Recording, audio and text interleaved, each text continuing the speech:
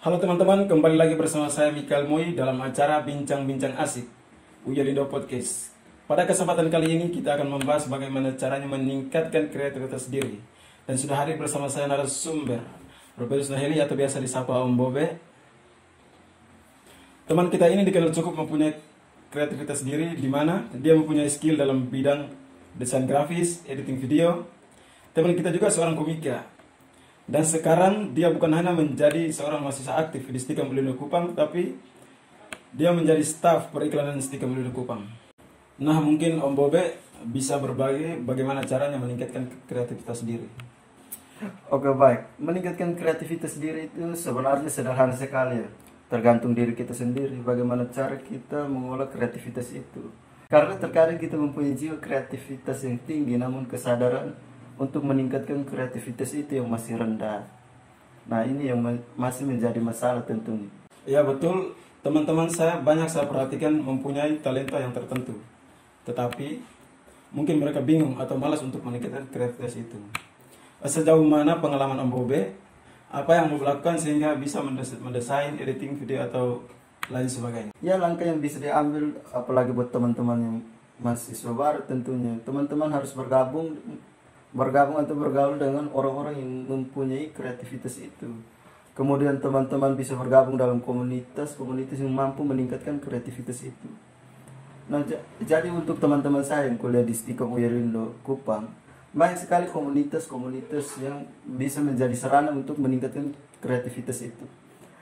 Misalnya teman-teman yang menyukai programmer, teman-teman bisa bergabung dalam komunitas yang namanya komunitas Xcode. Kemudian teman-teman yang menyukai desain grafis, editing multimedia dan sebagainya, itu teman-teman bisa bergabung dalam komunitas yang namanya komunitas UMC dan masih banyak komunitas lainnya, tergantung minat dan bakat teman-teman semua. Ya, karena banyak teman-teman yang tidak mau bergaul dengan teman yang lain untuk meningkatkan kreativitas itu. Apalagi teman kita yang masih baru. Mereka bisa malu-malu untuk berbaur dengan teman-teman yang lain atau senior yang mempunyai kemampuan untuk meningkatkan kreativitas diri. Selain berbaur dengan teman-teman yang lain, apakah membaca juga berpengaruh dalam meningkatkan kreativitas diri? Ya, mungkin cara yang kedua adalah membaca buku ya, karena membaca buku kita bisa menambah pengetahuan kita, kemudian kita bisa memperoleh banyak informasi tentang hal yang kita sukai.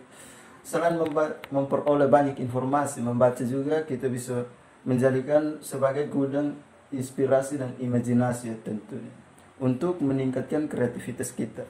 Nah, keuntungan dari membaca ini adalah kita bisa memperoleh banyak informasi terbaru soal hal-hal yang kita sukai.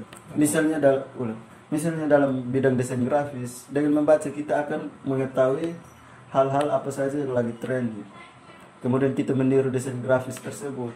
Dengan sendirinya ilmu yang kita dapat akan bertambah. Ya, memang membaca itu sangatlah penting ya. Kita memperoleh informasi terbaru, menambah wawasan dan lain sebagainya. Oke, kembali ke pembahasan yang pertama, mungkin sama dengan pembahasan yang kedua. Misalnya kita bergabung di komunitas, ada cara-cara sederhana. Tapi setelah pulang, kita biasa lupa cara-cara tersebut. Saya biasa sering bukan hal-hal yang saya rasakan, tapi teman-teman juga merasakan hal seperti itu. Ya, bukan hanya kakak Mikkel saja, saya juga sering itu. Misalnya kita duduk dalam komunitas, kemudian ada ide-ide kreatif yang muncul secara tidak sengaja. Makanya saya selalu membawa notebook atau buku catatan kecil untuk mencatat ide-ide kreatif tersebut yang datang kapan saja. Karena kita tidak pernah tahu pada saat kapan ide-ide itu akan muncul. Saya sering itu sementara melamun, kemudian saat bekerja, nongkrong dengan teman-teman. Biasanya ide-ide kreatif itu muncul dengan sendirinya. Nah, cara untuk mengingat kembali ide-ide kreatif itu, maka kita harus menyiapkan yang namanya buku catatan kecil tadi. Selain mencatat ide-ide kreatif, kita juga bisa mengembangkan ide-ide itu melalui buku catatan kecil tadi. Maka itu buku catatan kecil ini sangat penting untuk meningkatkan kreativitas diri kita. Ya, memang betul. Ide-ide kreatif muncul secara tidak sengaja. Kadang kita jalan-jalan ketemu ide-ide tersebut. Duduk dengan teman-teman, ide-ide muncul secara tidak langsung. tergantung lingkungan kita. Ya memang betul. Nah, menurut Om Bobe, apa yang harus kita lakukan terhadap lingkungan kita agar muncul ide kreatif tersebut?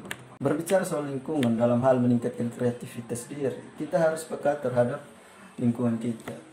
Kenapa kita harus peka? Karena untuk meningkatkan kreativitas kita harus kadang juga kita harus memperhatikan hal-hal apa saja yang terjadi di sekitar kita. Yang kemudian kita bisa ambil hal yang terjadi itu sebagai ide-ide kreatif untuk meningkatkan kreativitas diri. Karena terkadang lingkungan juga bisa menjadi guru yang baik untuk meningkatkan kreativitas kita. Jadi kita tidak boleh membatasi diri kita, harus berbaur dengan lingkungan kita untuk meningkatkan kreativitas diri kita. Memang lingkungan kita sangatlah berpengaruh. Kita akan lebih mudah memahami apa yang kita suka jika kita berada dalam lingkungan tersebut. Terus ada biasanya jenuh untuk meningkatkan kreativitas diri. Karena ada juga teman-teman kita, bahkan saya juga terkadang mau meningkatkan kreativitas diri. Hanya karena sebuah motivasi. Menurut Om Bobe, bagaimana cara untuk kita terus semangat untuk meningkatkan kreativitas diri kita? Begitu. Ya memang saya juga sering seperti itu. Biasanya saya ingin melakukan sesuatu yang baru itu saya terkadang nonton video-video motivasi. Tapi menurut saya video-video motivasi atau membuat motivasi itu hanya bersifat sementara saja. Kenapa saya katakan demikian? Karena pernahkah teman-teman membuat motivasi diri untuk melakukan sesuatu? Misalnya teman-teman membuat motivasi untuk rajin membaca, rajin belajar, olahraga, jaga pola makan dan lain sebagainya. Tapi teman-teman lakukan itu hanya 1, 2, 3 hari saja. Habis itu sudah teman-teman tidak lakukan itu lagi. Nah itu yang saya katakan kenapa motivasi itu bersifat sementara saja.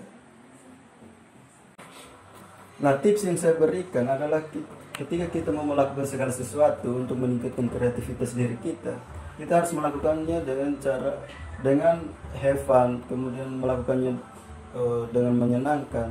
Kita harus menguasai diri kita agar tidak terpengaruh oleh pikiran-pikiran negatif, terpengaruh oleh stres, agar otak kita bekerja secara maksimal. Kemudian jika kita bekerja dalam keadaan tekanan, maka hasil yang kita dapat tidaklah maksimal. Oke baik, intinya kita selalu bahagia. Dari perbincangan ini kita memperoleh beberapa tips, yaitu yang pertama, bergaul dengan orang-orang kreatif atau bergaul dengan orang-orang yang tepat. Yang kedua, banyak membaca karena dengan membaca kita bisa menambah wawasan dan selalu mengupdate informasi dalam meningkatkan kreativitas. Yang ketiga, selalu menyediakan notebook atau buku catatan kecil karena kita tidak tahu ide itu datang kapan saja. Yang keempat, peka terhadap lingkungan sekitar karena lingkungan juga bisa menjadi guru yang baik dalam meningkatkan kreativitas kita. Yang berikut, kita selalu bahagia.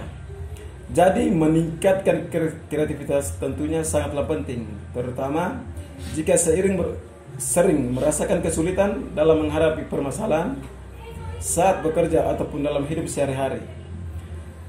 Cara-cara sudah tadi kami bahas bisa diterapkan untuk membantu meningkatkan kreativitas dalam kehidupan sehari-hari tanpa batas.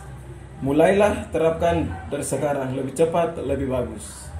Terima kasih buat teman-teman yang sudah menyimak pembahasan kami tentang cara meningkatkan kreativitas diri. Sampai jumpa di acara bincang-bincang asik di Uyalindo Podcast. Terima kasih. Oke, terima kasih Bapak narasumber. Sampai bertemu lagi.